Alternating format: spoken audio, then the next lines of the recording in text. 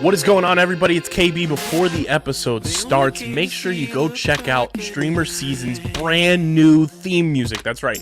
We have full-time, brand new theme music thanks to the newest homie and newest member of the music side of Underground Sports Philadelphia homies. That is Mobley. Stay Volk. His new single is out now. It is linked in the description on YouTube, and you'll be hearing it on audio until we can figure out if we can play it on video on StreamerSZN episodes from here on out. That's our new theme music. Stay Volk. Go download it now wherever you get your music, and go check out the music video on YouTube. But now, let's get into the episode of StreamerSZN. Philadelphia, baby, you're gonna love it. Best sports fans in the world. Actually, the worst, but that's what makes them the best. And I said, we are, we're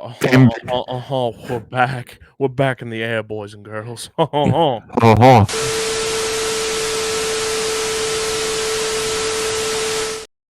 What is going on, fellow streamers? Welcome into another edition of StreamerSZN, the exclusive streaming platform, TV and movie podcast on the Underground Sports Philadelphia Podcast Network. It's KB and Christian, ready to break down some more Masters of the Air, some more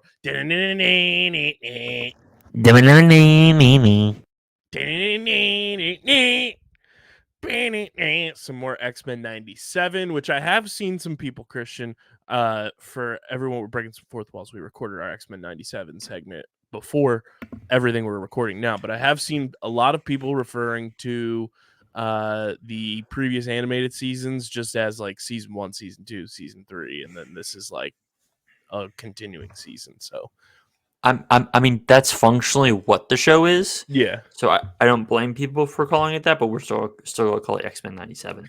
Oh, of course. And then we impromptu have a fun movie review, as I just got done watching the new Road House.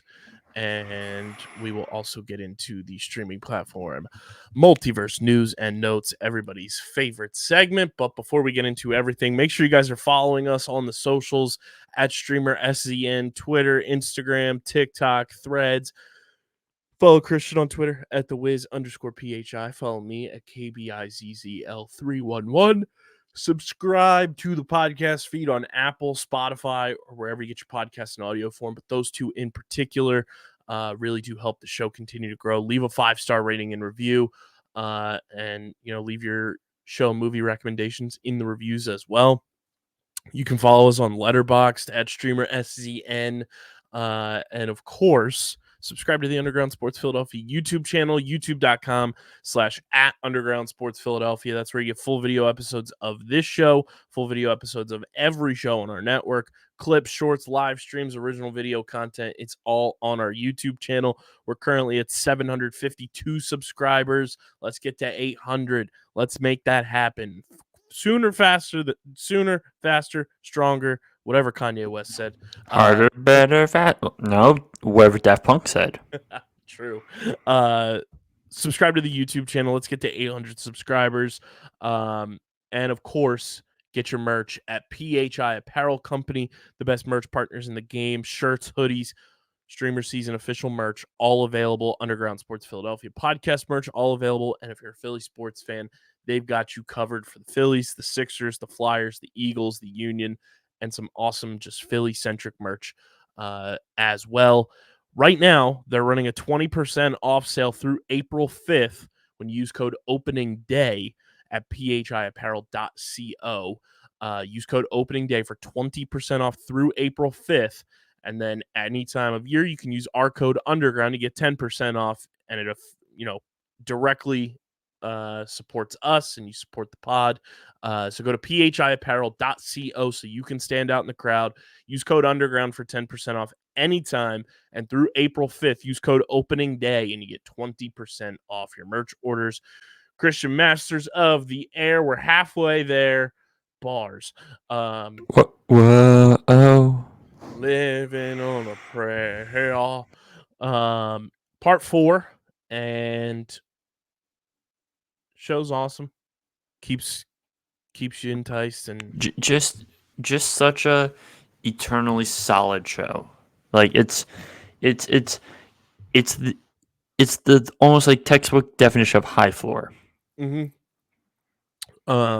So in October of 1943, fresh B-17 crews, including Lieutenant Robert Rosenthal, arrive, and the 100th bombs Bremen once again. Feeling the effects of combat exhaustion, Major Egan is sent on leave to London, where he has a one-night stand with a Polish war widow. I said.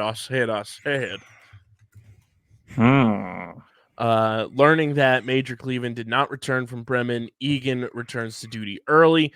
Meanwhile, Sergeant Quinn is guided by Belgian resistance smugglers. He also meets two other American airmen, including Bob, who is killed after being exposed as a German infiltrator. And Quinn and the others arrive via train to the German-occupied Paris on the way to Spain. Fun part about this from a historical context, I shouldn't say fun, but like the learning portion of this, like October 1943 was like part like peak like crazy shit was like getting ready to pop off. Like that was like an unreal time during World War II, especially with Germany and everything. Like that was like the beginning of like the rise of Hitler and everything. Was like 43 to like 45 was like those peak years. And to kind of like I said from the beginning, to kind of get that perspective from like the airman side of things during that time, because a lot of times you see different perspectives through World War II, and we talked about when we started first breaking down the show. Like there's so much World War II television and movie content out there in so many different facets that like this is just a fun way to kind of explore a new avenue of it, and to kind of know that like this is the time period that this is happening is pretty wild. Yeah, it's how do I put this? It's a I I'm going to assume historically accurate in terms of what it's trying to tell us. Yeah, for the Mm, most part, I would say so. Yeah. And I do feel like as we're getting into it now, like they're weaving in a lot more different storylines, especially as we're starting to see characters get killed off and characters go their separate ways. I think myself, I'm like 6 episodes in, and by that point we're running one, two. We're running like 3 storylines while also shelving 2 others. So there's a lot going on. A lot going on.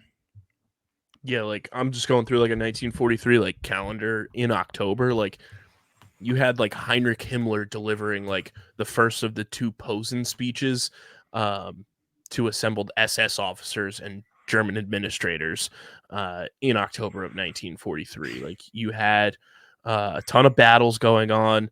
You had German submarines that were all depth charged and sunk in the Atlantic Ocean by Allied aircrafts going on. Um, this also, while back in the States, Christian, in October of 1943, Bing Crosby first recorded his second most famous Christmas song, I'll Be Home for Christmas. I'll be home for Christmas. Uh, Thank you. Thank you. Thank you very much. Looking what else has gone on during 1943 in October. In October of 1943, also back in the States, Steve Miller of the Steve Miller Band was born. Life keeps on swinging, swinging, swinging into the future. Yeah, and like you had like Auschwitz was fully operational in October of 1943. Um, this was like peak of like a lot of crazy shit going on during World War II overseas. Is like obviously pre like big time American involvement, which Yeah. was like right around the corner, but still like the U.S. wasn't fully involved in everything going on in World War II at this point, which is also like wild to think about when you're watching this. It's like some of these characters that you're seeing like are rarities at this point in the war. Um, Also in October of 43, just sifting through this calendar here. Um,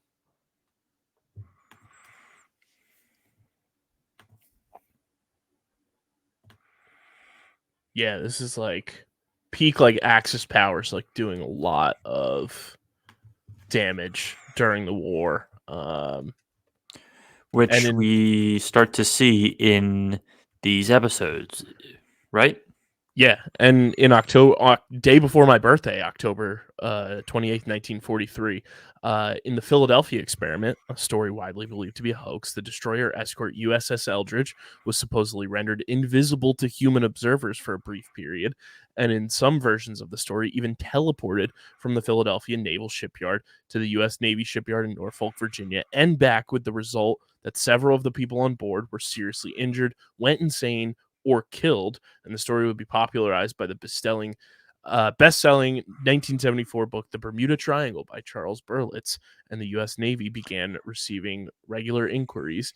And in 1979, Berlitz and William L. Moore would write a more detailed account in the Philadelphia experiment, Project Invisibility, by which time the Navy would have a standard response. As for the Philadelphia experiment, the ONR, which is the Office of Naval Research, has never conducted any investigations on invisibility either in 1943 or at any other time. In view of present scientific knowledge, our scientists do not believe that such an experiment could be possible except in the realm of science fiction. That's what they all say. That's what they all say, Kyle. That is what they all say. And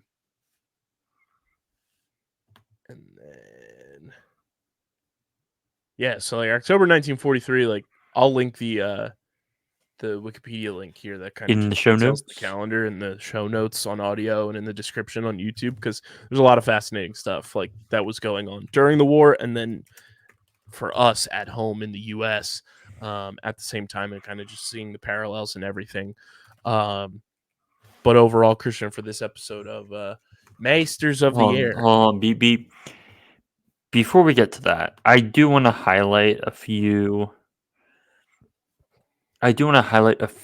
Moments in this episode that I thought were very well done and very interesting in terms of their filmmaking choices. Even though I don't quite think that's the right word.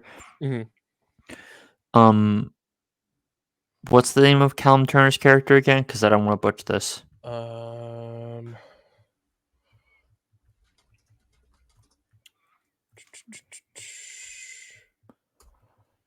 It is Major John Egan. Okay, Egan. When Egan sees the words hard. When Ian sees the newspaper and he goes to call the base, I loved how he talks about it like it's a baseball game, Mm-hmm. which both is like talking code in case something, but also I find it fundamentally interesting in terms of the wordplay and everything around it. So that was one thing I wanted to highlight. So we have that.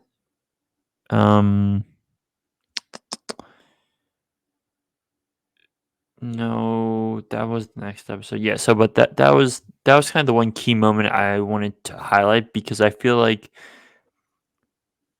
it shows that he still very much cares, even though he's on a daily weekend pass. I don't remember exactly what he's technically granted, but it was probably a moment where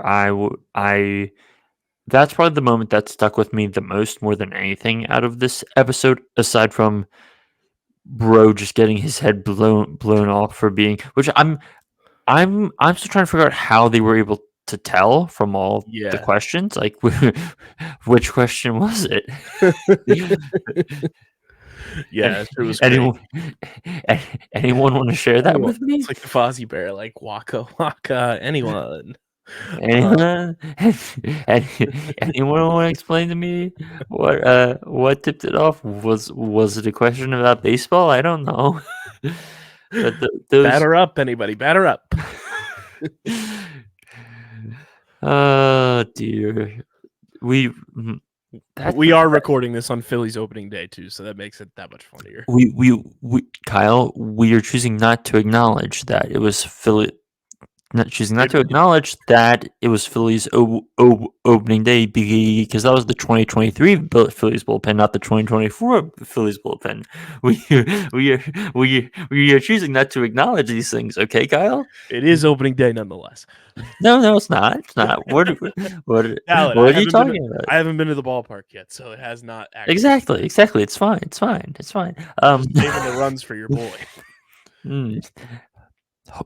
Saving all the runs for Nola. They're actually going to give Nola run support this year in That's this how we'll know it's economy. the year. Well, no, God, okay. I'm gonna quickly get us on an Aaron Nola tangent for no apparent reason here. Who looks like he could absolutely been one of the people to sign the Declaration of Independence when he doesn't have a hat on. Yeah. Okay. So, Kyle, see, here's the thing with Schrodinger's Aaron Nola. Based on the trends, we are going to have a good Aaron Nola year. Here is why. Starting from 2015, here are his ERAs by season: 3.59, 4.78, 3.54, 2.37, 3.87, 3.28, 4.63, 3.25, 4.46. Hey, it's gonna be a good Nola year. Oh yeah, you bought in for the even years. Yeah, exactly. That's how we do. Yeah, all the even years except 2016. We will choose not to acknowledge 2016. It was also like his first full year. Wait, hold on, Kyle. I just realized something. Aaron Nola delivers in election years. And the Phillies have won 2 World Series in their franchise history. 1980, 2008. Both were leap years. Waka.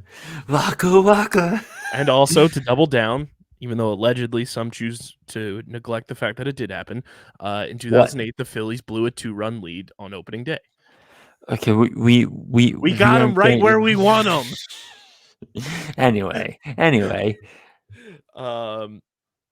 So for episode 4, Christian, what is your score for Masters of the Air? I will once again ask, like I've been asking for every show, do we have a list of my scores? I have not been able to compile it just yet. Okay. But I believe we've been steady, like in this high 7s. We've been high 7s, low 8s. I'm just gonna say, I don't know. Let's just say 8-1. I'm gonna give this a 7-8. 8, 6, 7. So doing a little quick math here, it's an 8.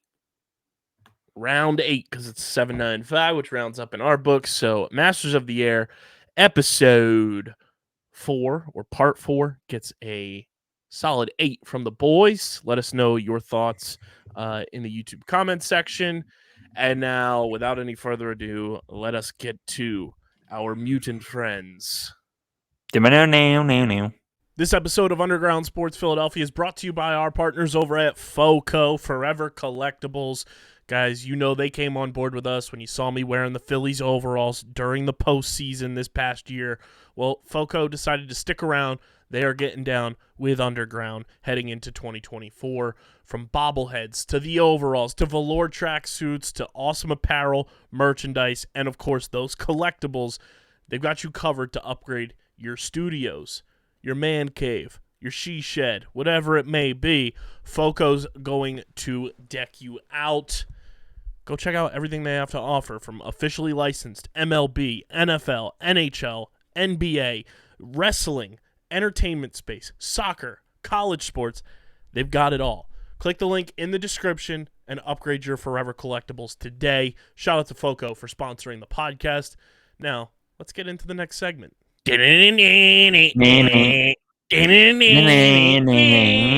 X-Men are back. It is X-Men 97, episode 3, Fire Made Flesh. not the episode we were anticipating when we were going through the episode titles last week, because we thought it would be more Sunspot driven, but quite the episode nonetheless. Very entertaining on a lot of fronts. I think this episode did a lot of things well in packing in many storylines while not losing the core plot of the episode. And to do that in like a 22-minute time constraint is pretty damn good. Big Jean Grey episode, which was fun. And big 2 Jean Grey episode. 2 Jean Greys. Now, if you call right now, you get 2 Jean Greys for the price of one. Just pay processing and handling. No. Just pay. Call 1-800 Sinister today for your 2 Jean Greys. It was quite an episode with a lot to unpack. We are going to dive into all of it, but before we do, Christian, do you want to give the people the spoiler warning of the week? Ladies and gentlemen, this is Mr. Sinister giving you your friendly or unfriendly neighborhood spoiler warning for episode 3 of XMen 97. If you want to pause this podcast, do not be spoiled about my blatant enemy X-Men. Please do watch it and come back to this podcast. I will get you, X-Men. And so we begin Fire Made Flesh. The X-Men take in the Jean Grey lookalike that we saw last week that we were anticipating when we broke down the second episode was going to be the clone of Jean Grey. Not so fast, my friend. Not so fast. Our boy Beast was like Dexter in the meme. Back to the lab again and determined that she is the real Jean Grey. Dun, dun, dun.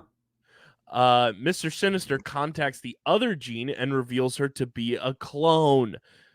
The Goblin Queen. We did get that right last week. We just didn't know which one was which. I mean, it's tough to tell. They look alike. Spider-Man pointing meme. Sinister asserts his control of the clone Jean and transforms her into the Goblin Queen, taking Nathan with her. The Goblin Queen subjects the X-Men to horrific visions before the real Jean confronts her clone telepathically. Morph leads the X-Men to one of Sinister's laboratories, where they find him afflicting Nathan with a virus in the belief that it will turn him invulnerable and make him into the ultimate mutant. Jean again telepathically confronts the Goblin Queen, reminding her of all the memories they share, both good and bad.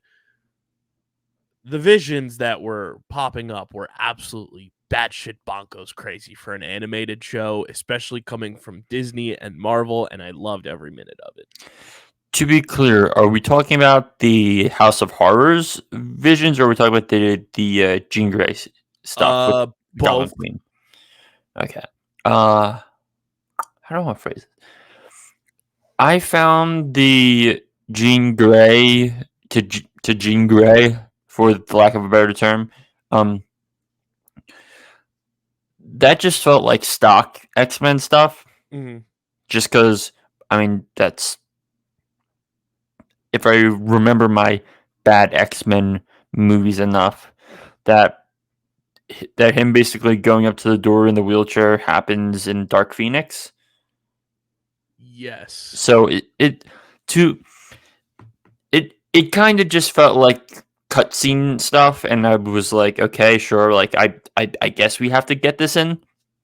But the House of Horrors stuff, it's just so much fun. Yeah. Gambit being tortured by getting tortured by Magneto Rogue pairing, the Roberto and Jubilee. Well, let's just say Sunspot and Jubilee having that really weird Ringu moment. Yeah. And Beast having just An absolutely hilarious moment with a elevator door. Insane. But speaking of, because we kind of skipped over it, when Morph, Wolverine, and Gambit leave the training room, and Morph is checking the schedule, it's Rogue Magneto, Rogue Magneto, Rogue Magneto, just all the way through, and Gambit's just like, I just wanted to pull out the bonk bat. bonk. Well, no, there's there's something I use now instead of a bonk bat meme. So, you remember the Robin Hood movie animated done by Disney, right? Mhm. Someone took the like Robin Hood with the bow and arrow. Mhm. Put the dog's head on Robin Hood and took the arrow into a bat. Oh yeah, I remember you sent me this. It is no, it was that just bonk bonk bonk bonk Nonstop. Can't stop, won't stop. I genuinely enjoyed the twist of real Jean Grey being the one at the door, Yes, and that kind of like set the tone for the episode. though Um, I will kind of say, if we do a quick thing, Cable's hold on, because Cable's name is Nathan Summers. yes. So if we're being honest, we should have known by the end of last episode because they named the kid Nathan. Well, do you want another fun plot twist? Oh boy, go ahead. Mr. Sinister, his real name is Nathaniel Essex.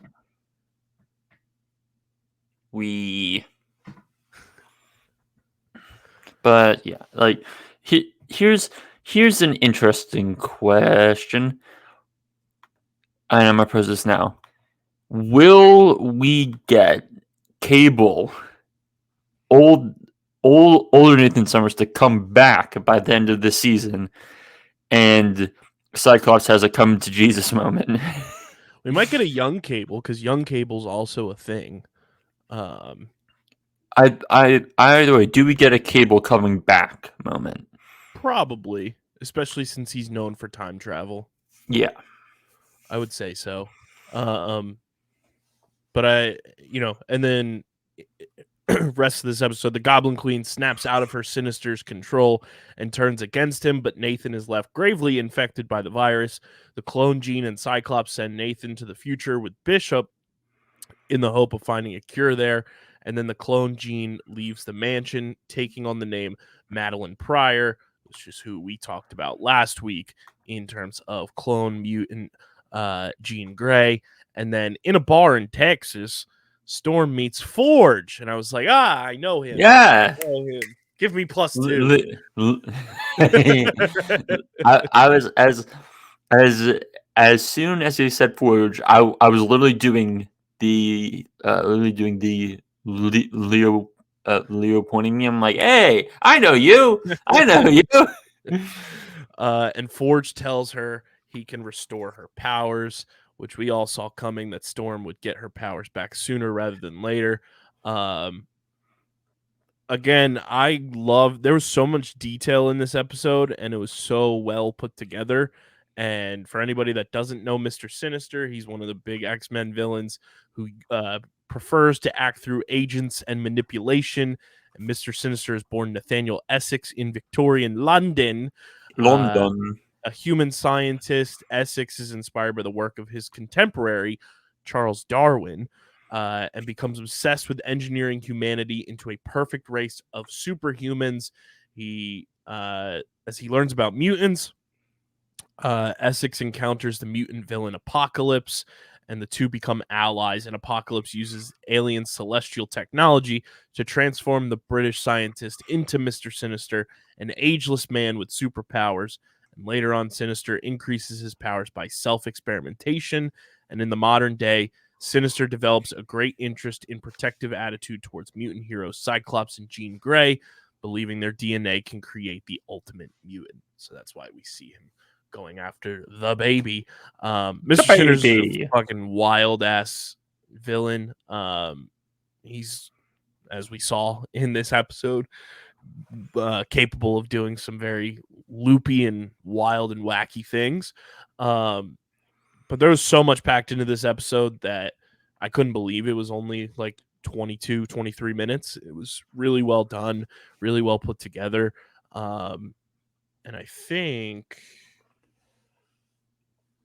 so Bo DeMayo has written or co-written every episode so far. And then Emi Yonemura was the director for this episode. I thoroughly enjoyed this. I felt like this was like all right, welcome to the moment. We're here. Here's the X-Men type scenario. I was looking back through the opening credits too. They've done a lot of restoration and inclusion of scenes from the original X-Men animated series in the opening credits, which is pretty cool. A lot of fun stuff. This show is so fun, and Yeah, it's I fun. really enjoyed this It's episode a it's lot.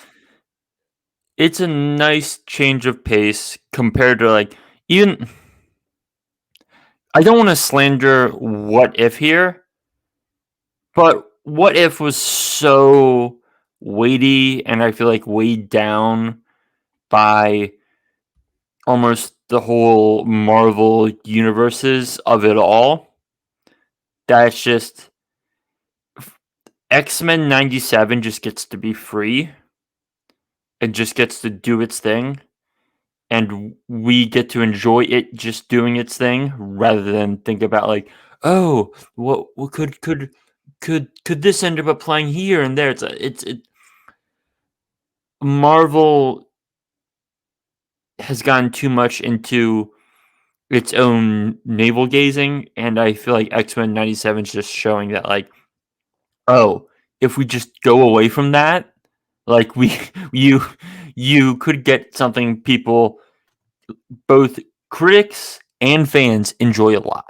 Yeah, I mean, you have LeBron James tweeting at at the X-Men 97 account and the Disney Plus account saying, "When's the next episode drop? I need X-Men 22 ASAP."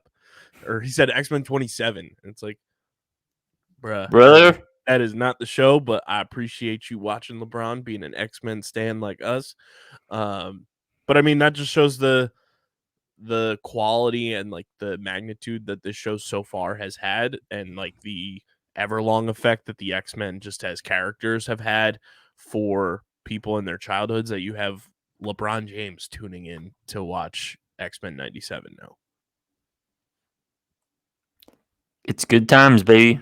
So Christian, for Fire Made Flesh, essentially the Jean Grey effect, what are you giving your score for this episode? So, grading on the comic book scale, because that's the only way I will allow myself to grade the show, because I feel like I can't fairly judge this against my beliefs of a show like Succession or The Bear or any of like the really functional TV shows. Like, this is more of a pleasure principle show. So, because I grade on the comic book scale, do you have my first two grades? I think one of them was a 9. We did I think we did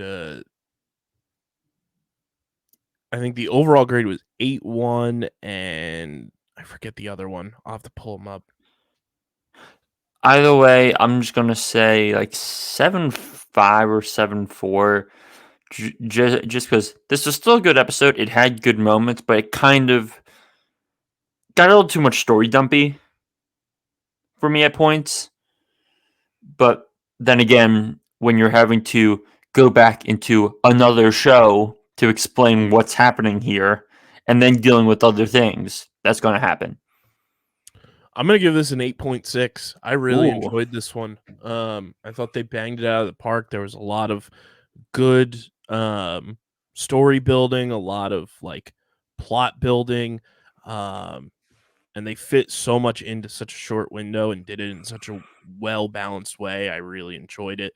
So 7.5 and an 8.6 is a 16.1. You divide that bad boy by 2, that rounds up to an 8.1 in our books. So episode 3 of X-Men 97 gets an 8.1 out of 10.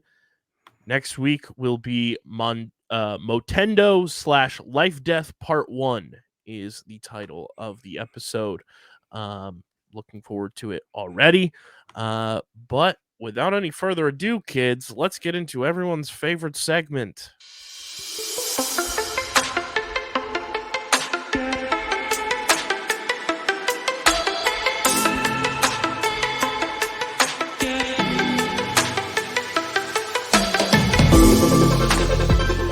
It is the streaming platform Multiverse News and Notes, brought to you by our pals over at Kenwood Beer, the official beer partner of Underground Sports Philadelphia and of StreamerSZN. It's a refreshing light beer, just 4.1% ABV, only 120 calories, and just 8 grams of carbs.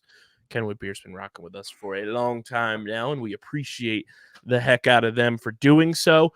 And you guys can enjoy some ice-cold Kennies as, you know, we're talking about this on opening day. Baseball season, summertime's right around the corner. You're still watching March Madness. Shout out to the vending machine. Go to kenwoodbeer.com and use the Kenny Finder to see who's got Kenwood beer on tap in the Philadelphia, Pittsburgh, Maryland, and New Jersey areas. You can also get it at your local liquor stores in those markets. Plus, go to kenwoodbeer.com store, the Kenny storefront, on their website, and check out all the awesome apparel, their pint glasses. They've got great merch available for you as well. It's kenwoodbeer.com. Must be 21 or older to do so. And of course, please drink responsibly. Christian, number 1 on my list, our Mandalorian pals will recognize this name, but Katie O'Brien has been cast in Mission Impossible 8. And for us film nerd people, you may know her as know her from the most recent I'm gonna butcher this, Kirsten Stewart film. Oh yeah. Love Lies Bleeding. And all I can say is I'm extremely excited, and I hope she gets the chance to beat the shit out of Tom Cruise. Because it is primed for that, my friend. It is primed. Like, you see her all jacked in Love Lies Bleeding, and you just imagine Tom Cruise in a fist fight, and you go, yes, insert Jack Nicholson gif here. Hold on. I want to get one in here, because it's about the boss. Scott Stuber, former Netflix film head, is working with people to do a Bruce Springsteen biopic about Bruce making Nebraska, starring Jeremy Allen White. Which I don't know if you saw this, but I know I'm pretty sure you follow him. Our good pal Seamus Clancy tweeted about this in like 2020 and asked why it hadn't happened yet, and then quote tweeted it. What was it specifically about Jeremy Allen White? I will pull up his tweet right now, but I remember he like quote tweeted a couple days ago, and I was like, "Holy shit!" He called the shot and got it. Let me pull up Seamus's Twitter. I do follow Seamus. I just don't remember the tweet offhand. We got to get Seamus on this show. He's a big movie guy, big X-Men guy. See, Kelly. Here is the thing. If we were to do like actual movies, Seamus and I would run circles around you. Oh, 100%. I'd let you guys run rampant. Seamus, please. Let us have a wonderful Denis Villeneuve nerd podcast. Just going for it. And as I'm scrolling, I loved his quote tweet of when they announced Shrek 2 being re-released in theaters, and he quote tweeted with the Country Bears gif saying, "In the theater when Counting Crow's guitar kicks in." Where is his tweet? Okay, so while you're going through that, I'll be going through my list of news and notes. Top Gun 3, they are working on a script for it. Sure. I mean, okay, go ahead. So July 25th, 2020, Seamus tweeted, how hasn't A24 made a movie based on Nebraska by Springsteen yet? And then he quote tweeted with the screenshot sign point thing. from the article, and then dropped the new Dune 2 meme. Oh dear. Also, shout out to the boss. He flew from LA to New York and back just to play Revival with Zach Bryan. Unreal. Top Gun 3 already has a story. I will see it as long as Tom Cruise continues to be a psychopath. And if they get Glenn Powell and Miles Teller back, I will be even happier because I'm here for the Glenn Powell Star Industrial Complex, and I have been for a while. Disney Plus and Hulu officially have launched their merged app, and Disney Plus has changed their color scheme a bit, to which everybody in our area has quote tweeted the picture every time they see it and just says "Go Birds" because it looks like an Eagles green. But now subscribers to both Disney Plus and Hulu will now see the quote unquote full Hulu experience in the Disney Plus app. So here's my question. Have they hiked the price accordingly? Because if not, I'm just gonna ditch my student Hulu thing, so I can just use my ad-free Disney. Because perks.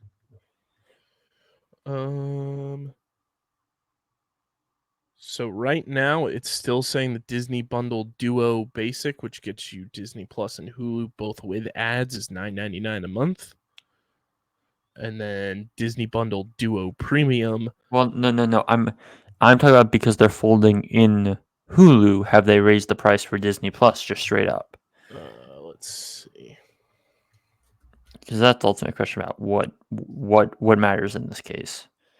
Because if they fold it in, why would you just have Hulu if you're using both services? So Disney Plus has their price tiers now from $7.99 to $13.99 a month. Sounds like the same. Okay. When I confirm that Disney Plus has all of it, I will be yeeting my Hulu subscription into the ether. Let's see. Here's a recent article.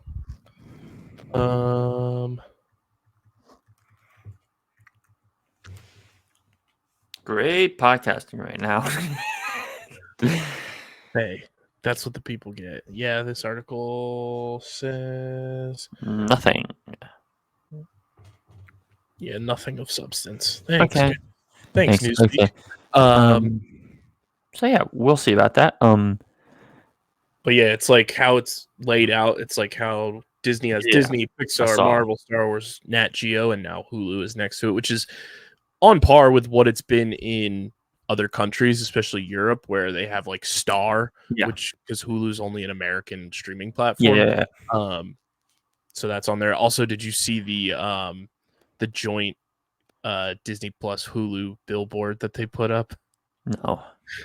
It's Lilo and Stitch and Family Guy, and it says Ohana means, and it's just Peter jumping through the screen.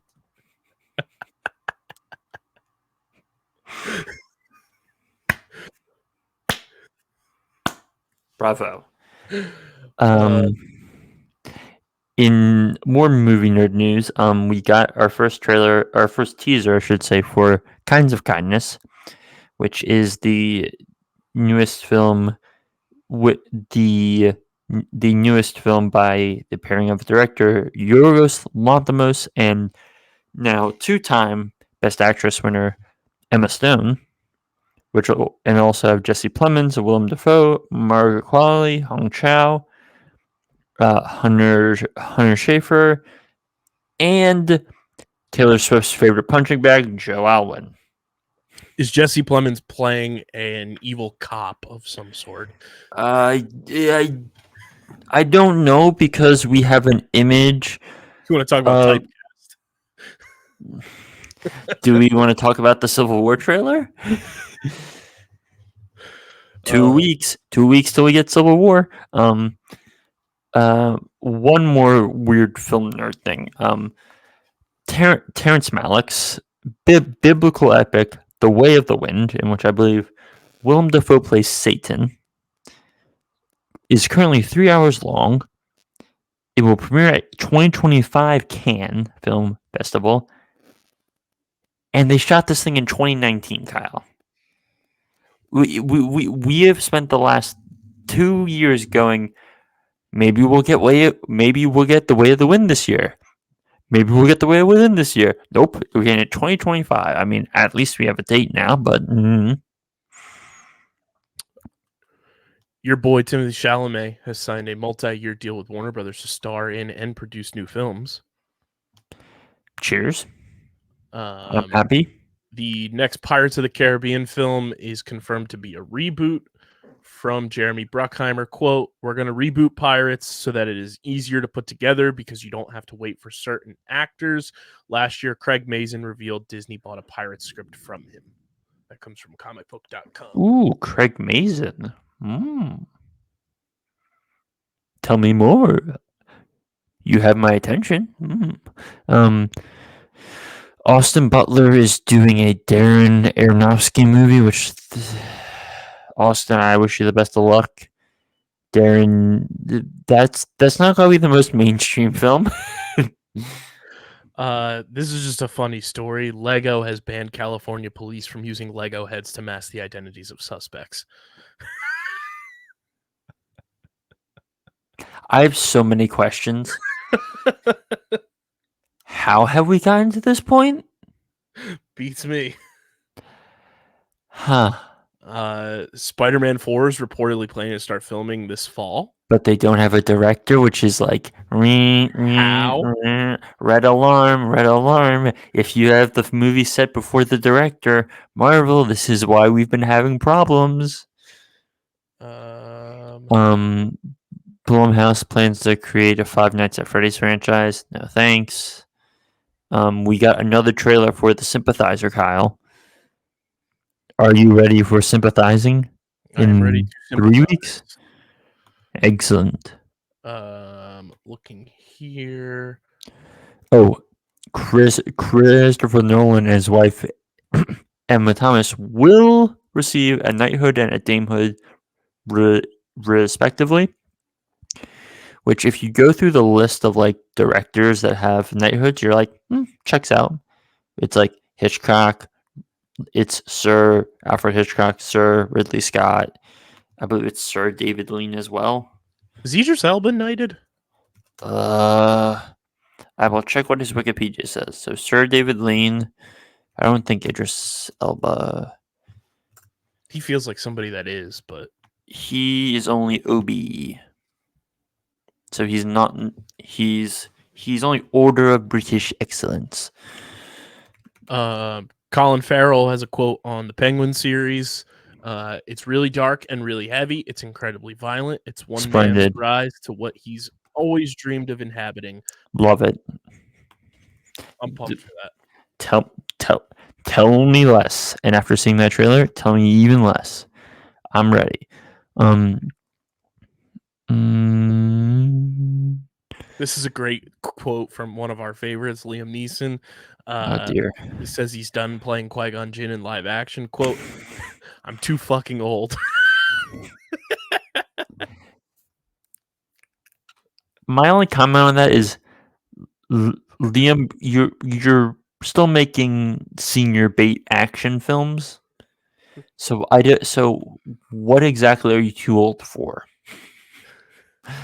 Explain what exactly you're too old for in Star Wars.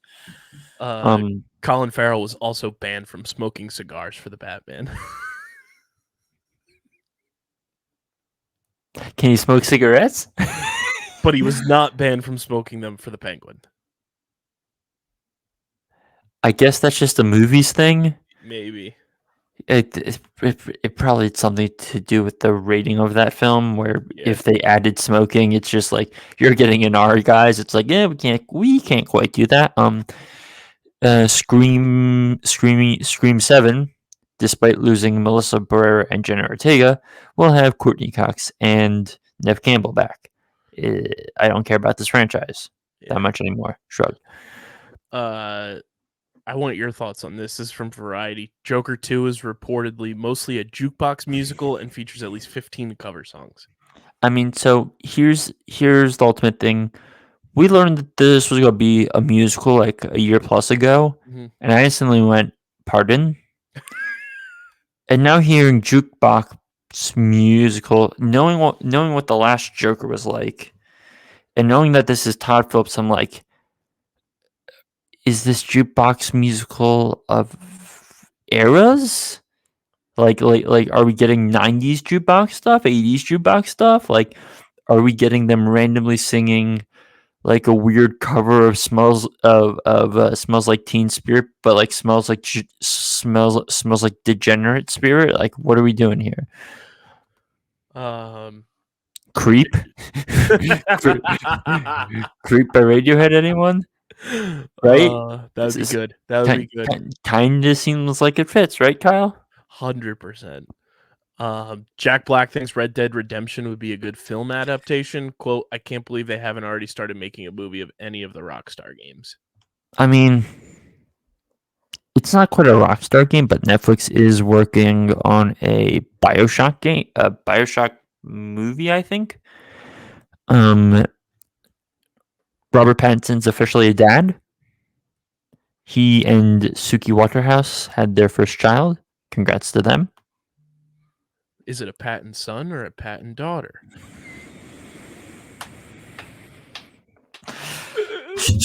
Okay. Euphoria season 3, if it ever happens, which there's reports around people being skeptical of if it will actually happen, we'll jump to them in the people in early adulthood, and we'll reduce the show's less risky, edgy thing. Yeah, which shit ain't happening. which it ain't happening because that cast will cost more than the production budget of multiple movies you'd put out. Not even just the cast. Zendaya and Sydney Sweeney alone. But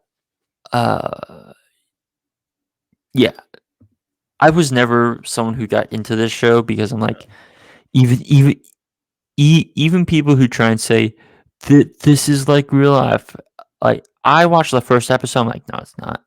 That's not. This is, if anyone else has watched Sam Levinson stuff, no, it's not. He looks like a horny, creepy dude. That's all I'll say. Kyle, I know this is going a while back, but did you ever see the trailer for Sing Sing? Maybe. It's the upcoming Coleman Domingo film that has him in the front runner for best actor. So there's that. And for all in other Timothy Chalamet news, we have been shown. What was it? We've been getting set photos of him playing Bob Dylan in the upcoming film A Complete Unknown, where he plays in a movie directed by James Mangold. So yeah, wait, I gotta dig this one up because oh yeah. So, did you see the Batman 2 news? Yes. Boyd Holbrook, which my instant reaction was, James, how many days ago did you watch Logan? Because listen, Boyd's great in Logan. I'm going to assume you didn't watch Indiana Jones. Fill in the blank number here because I'm not even going to try and count. No, the newest one. Yeah. No. The Real Bros of Simi Valley film is releasing this summer. Jimmy Tatro and the rest of the cast are returning. Congrats. Oh,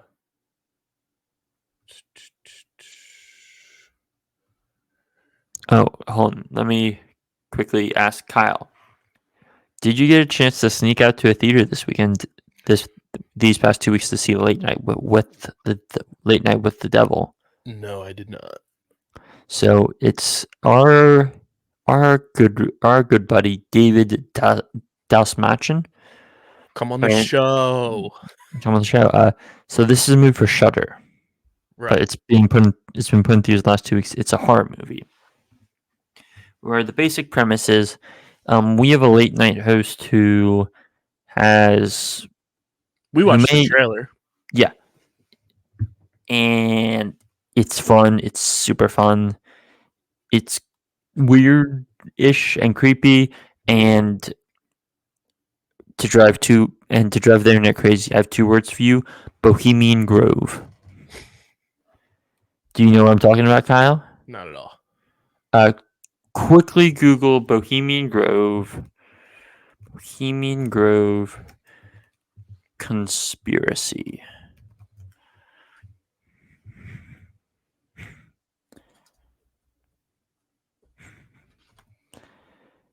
And you will learn about one of the great conspiracy theory tied places in the entirety of Oh, American you did history. show me this.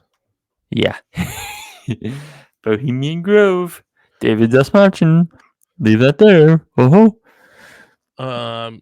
We got a fun quote about the ever famous Spider-Man kiss with Kirsten Dunst and Tobey Maguire. Kirsten Dunst says that the iconic Spider-Man kiss was, quote, miserable to film. It was pouring with rain, freezing. Toby couldn't breathe, so it was almost like I was resuscitating him.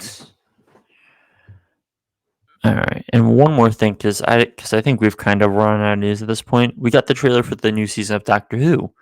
Looks fun. Cheers. We also have the release dates for House of the Dragon Season 2.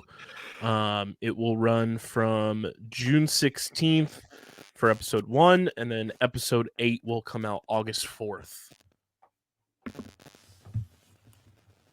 Have fun with that. I think I had one more thing here. Oh yeah, speaking of the Batman, it was ruled that it was not plagiarized.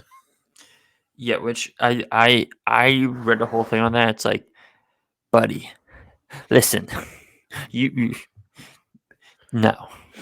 Oh, also, this is the ultimate Mad Lib, like, best hang.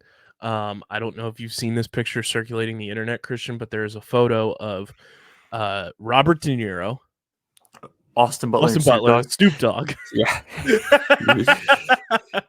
Just guys being dudes. My first reaction I was, how much weed is off camera? How much weed is off camera here, Snoop, is guys? this gonna fix my voice? Oh, brother. Also, this came like an hour ago across the feed. Johnny Depp and Sydney Sweeney will reportedly Yeah, I don't know star what to make of that. in the supernatural thriller Day Drinker, and Mark Webb is directing. Day Drinker, also known as Johnny Cash, Johnny Cash, also known as Johnny Depp's life over like the past 5 years.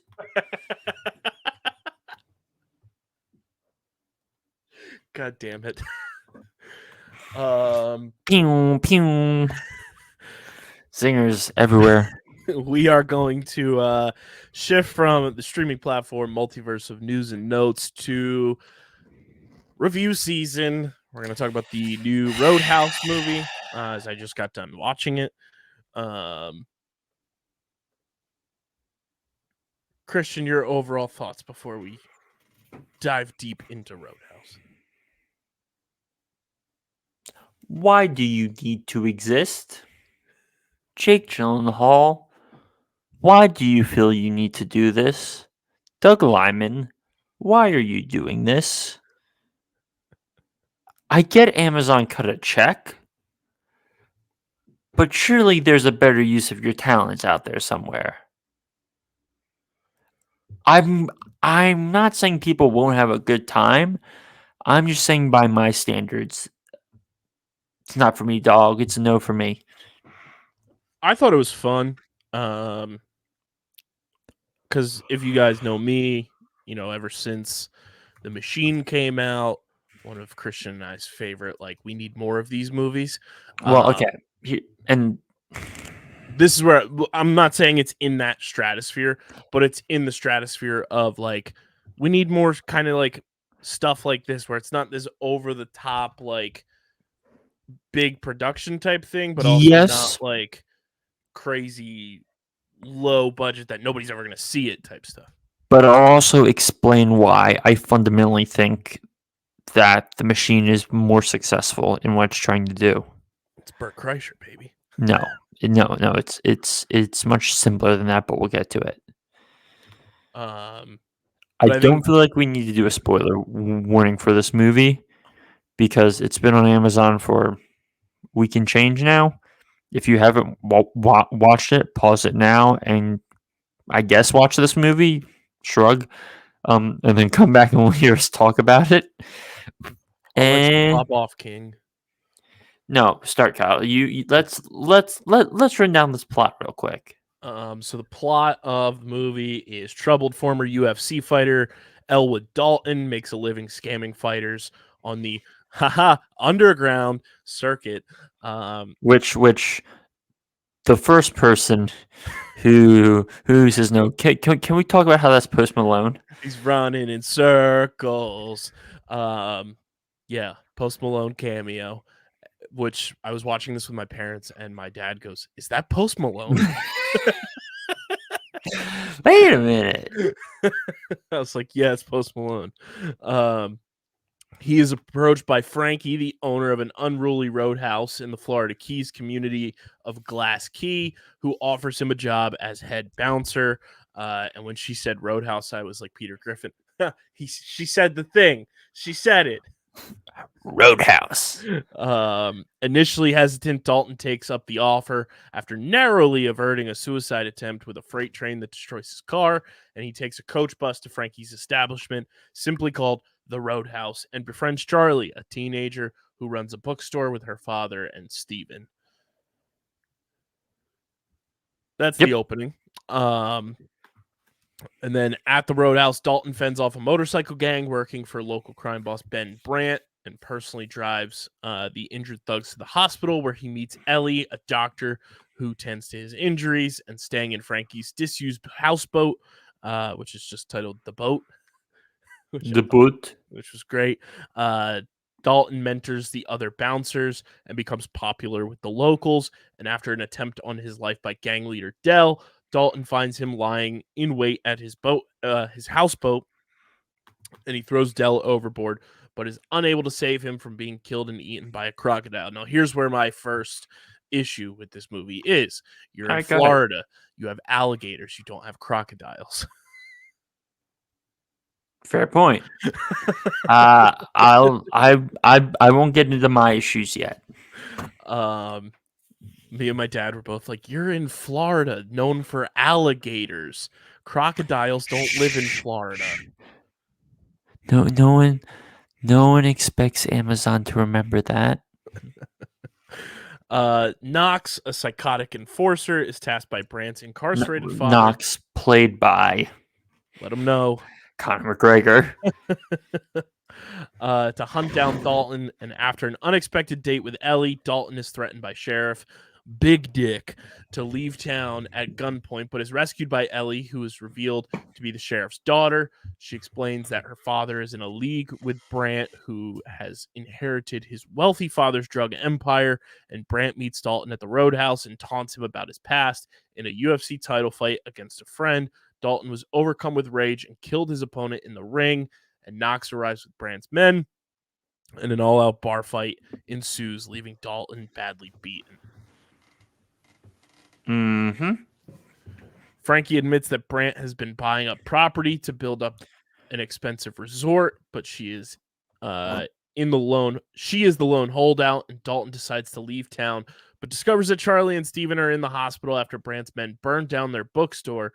And enraged, Dalton kills one of the thugs responsible and captures a sheriff's deputy, making a large delivery of one of the thugs responsible. I'm sorry, I just read the same line. Deputy making a large delivery of Brandt's illicit cash, framing the deputy for the murder and taking the money. The sheriff soon informs Dalton that Brandt has kidnapped Ellie and will exchange her for the money. Stealing a motorboat to reach Brant's yacht, Dalton finds him with the sheriff, who tells him that the kidnapping was a lie to lure Dalton aboard, but Brant reveals that he actually is holding Ellie hostage. Tempers flares, Knox approaches in his boat, but Dalton detonates a bomb and finds Ellie below deck. Fleeing the sinking yacht by motorboat, Brant recaptures Ellie while Dalton commandeers Knox's boat. Catching up to Brant, Dalton and Ellie leap off as Brant is launched on top of the roadhouse. Roadhouse.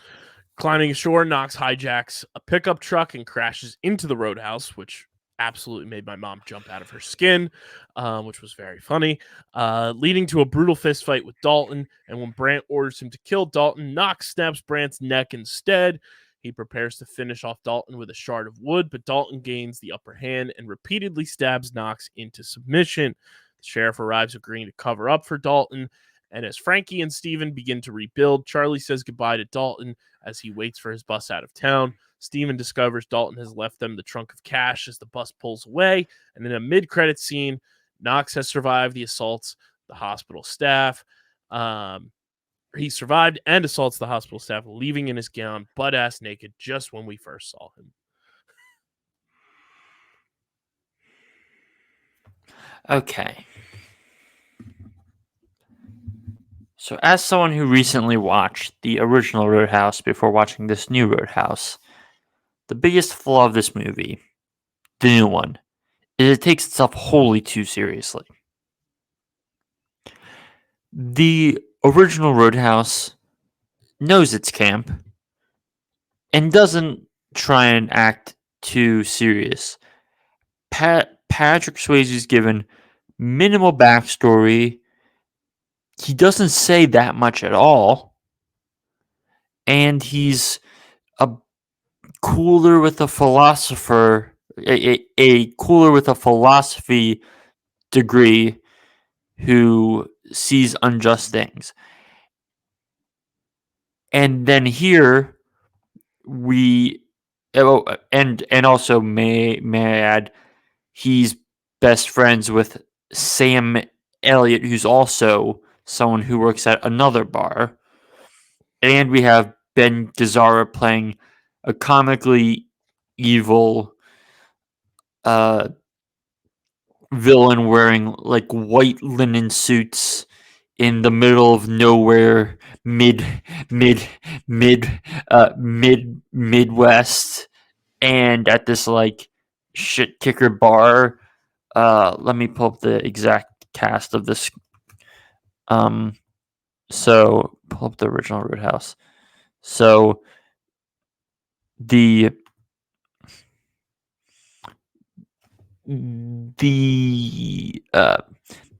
henchmen the henchmen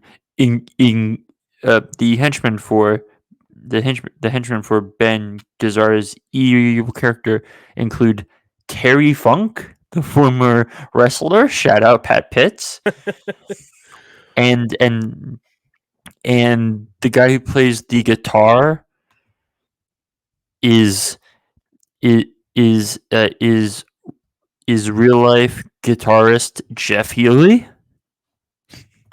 Also, the early on in the movie, which movie? To be clear, of the new one, yeah, the younger like black singer that's at the Roadhouse, yeah, very famous on TikTok and known Eagles fan. Yeah, but it's just fundamentally that this new movie takes everything way too seriously, including Dalton himself, and compare that to our beloved The Machine, where that movie takes itself wholly unseriously, and we love it for it, and it functions well because it takes itself unseriously. We know it takes itself unseriously, and thus we collectively commit to the bit with them. Here you basically have Jake Gyllenhaal kind of doing his own movie. You have ConnorMcGregor off in the stratosphere doing whatever the heck he's doing. And then you have the rest of this movie. ConnorMcGregor just walking like this. Yeah, like I need somebody to like clip him walking throughout the whole movie as like a compilation and just put "Staying Alive" over top of it. like what? How do I want to phrase this? As sacrilegious as this feels like, as I feel like saying this, I think this is a better movie if it commits to the Conor McGregor energy over the energy that everyone else gives. That's fair. Because a movie like Roadhouse is fundamentally silly. Because how in the world would someone who was a former UFC contender end up being someone driving around and getting into these things? And who in their right mind would willingly, even if half drunk, be like, yeah, I'm gonna take on this former UFC dude. It's like, what are you doing? Like, I get you're working at a bar, but it's like, compared to the Roadhouse bar where it's like drunk Midwest biker dudes who are just irrational confidence. This is like Florida. This is like Florida Bros. And I know, like, we love the Florida Man meme, Mm-hmm. but I highly question anyone seeing ripped ass Jake Gyllenhaal, knowing he's a former UFC title contender, going, yeah, sure, I'm even half drunk, I'm still gonna fight you. Like, come on now, like it it it's wholly too serious, and it kind of cuts the charm from the original Roadhouse, which I think is part of the sin of this movie. I feel you. I can see where you're coming from with the seriousness tone, and like, I don't know, like, it kind of just is, to me, that's just like how I perceive Jake Gyllenhaal, and he's always going to do that no matter what movie he's in. And whether Yeah, that's to a fault or not, who yeah, knows? but like there there's a larger Jake Gyllenhaal question to be had here, because if we just go through, like, I don't know, his last 15, where can I find your filmography? There we go. So Jake Gyllenhaal's filmography. Yeah. No, come on, Kyle. Have you seen a little known Michael Bay film from 2020 called Ambulance? I have seen the trailers because I'm trying to remember what movie I went to. It had to have been like one of the Marvel movies that was like Yeah. first coming back, and I was in the theater when they were showing the trailer for that, and like it's like this high like production and like serious tone, and I'm sitting with my buddy, and I was like, wouldn't it be And funny Jake's if, deranged. well, I was like, wouldn't it be funny if this movie's just like called Ambulance, and then it pops on the screen, and Yeah. I died laughing. Like, serious thing. You say Jake Gyllenhaal is serious, but like, I'll point to Ambulance, his Spider-Man Far From Home performance, and his performance in Oakja, and like, he can do like weird coked up and energy, but it's just like, if so, starting in I'm just gonna say post Prince of Persia bombing in 2010. Source code, end of watch, prisoners, enemy, Nightcrawler. That's a heck of a run there. That's a heck of a four-year run. Then in 2015, he manages to do Accidental Love, Southpaw, Everest, and Demolition. Some of those are better than others. Then in 2016, he does Nocturnal Animals, which is a indie film that people have a decent regard for. He gets a little weird by doing Life, Oakja, which is a great small Bong Joon-ho film, and Stronger. And then the rails officially start to go off. Wildlife Sister Brothers. Velvet Buzzsaw does have some praise for it. It is written and directed by Dan Gilroy, brother of Andor showrunner Tony Gilroy, and Dan Gilroy also did Nightcrawler. He then did Spider-Man: Far From Home, the kids animated horse movie Spirit Untamed, where he does voice work. He does The Guilty, which is a Netflix movie, which I don't need to unpack the politics of that. Ambulance, he does voice work in Strange World, which bombs.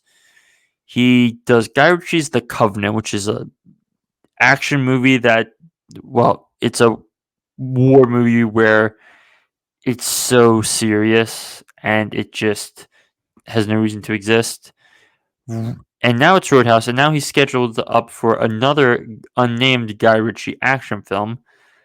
But at least with this, it's him and Henry Cavill. And I'm just like, if like this could function if it's comedic, but it's just like what, Jake, can we go back to like that 2011 to 2014 times? Because like you're great in all these things, and you're just doing like Guy Ritchie's The Covenant, Spirit Untamed, The Guilty. I'm like, what are we doing here? What are we doing? Maybe, just maybe, I have the reason as to why he was in those movies in that time period for you, Christian. Taxes? Well, no. The year before that run, because you said 2011 to 2014, right? Yeah. The year before that run, Prince of Persia, which in 2010, Jake Gyllenhaal briefly dated one ever-famous global icon, Taylor Shakira. Swift. He was dating Taylor Swift for briefly in 2010. After they break up, he goes on that montage run. It's that post-breakup depression. Yeah, but like Jake Gyllenhaal's really starting to have a career of two halves, because if you look at like the start of his career, we have like City Slickers, October Sky, Donnie Darko, Brokeback Mountain, Jarhead, Zodiac, Brothers, and it goes into that run up till 2014 with Nightcrawler, and then it just starts spinning out of control to the point where we now have him willingly training to fight UFC to make Roadhouse, and then he'll make himself skinny again to do Nightcrawler. It's like, what's happening here? What's happening? Hey, man. He's just being him. He's doing his thing. I don't know. I thought it was entertaining. It's been a while since I've seen the original. It's on Max and a bunch of other services. I thought this was fun. I thought Conor McGregor was like very funny. He's deranged, absolute lunatic. And truly, he just walks with his typical like Conor McGregor like octagon strut for like 3/4 of the time he's on screen, which is also wildly hilarious. That's got to be like one of those Twitter accounts where like they just put different music over top of him walking in Roadhouse. It was fun. I enjoyed it. I didn't like zone out from watching it. It kept me like captivated. Well, is it the best movie ever? No. No. But is it fun and worth a watch? I'd say yes. In terms of scores and everything across the board, from what I'm reading right now, Rotten Tomatoes has it at a 58% out of 178 critics. Average rating of 5.6. Metacritic has it at a 58 out of 100. IndieWire gave it a B-. Let's see here. Telegraph gave it a 4 out of 5 stars. And RogerEbert.com gave it a 2 out of 4. I'm getting crazy static from my laptop charger. But I mean, I think it's worth a watch. It's entertaining. If you need something to watch like on a weekend like this, I'd say throw it on. You'll have fun with it. Conor McGregor will make you laugh, and it gets a little gory during that submission scene. You're like, ooh, Connor's tattoos are getting smacked up. But overall, Christian, what would you give as your score for Roadhouse 2024? 3. Four max, just because fun. Like this movie's not irredeemable, but there's plenty of other movies I would watch more than this, and I had no incentive to watch it. And the only reason I watched is because you brought up talking about it, so it's not exactly like I was a bundle of joy. So yeah, it didn't beat my expectations at all, and my expectations were rather low to begin with. So I'll splice you down the middle. I'll give it a 3.5 there. I don't know. I had fun with it. I'm gonna give it. It was a nice movie. I'm gonna give it a 6.9.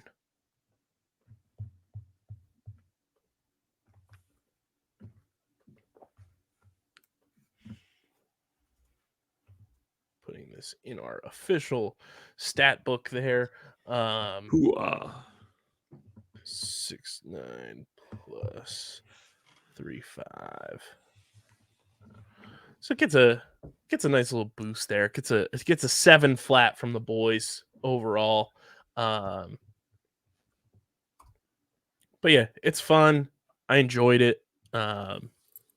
Christian's obviously a lot more harsh than I am, and I'm just more lighthearted when it comes to stuff in general. But it's fun. If you have a chance to watch it, I'd say give it a go. Maybe your cup of tea, may not be, but who's to say? But that is review season for Roadhouse 2024. And with that, make sure you guys are following us on the socials at StreamerSZN, Twitter, Instagram, TikTok, Threads, Facebook.com/Underground Sports PHI. Follow Christian on Twitter at @thewiz_PHI. Follow me at KBIZZL311. Subscribe to the podcast feed on Apple, Spotify, or wherever you get your podcasts in audio form.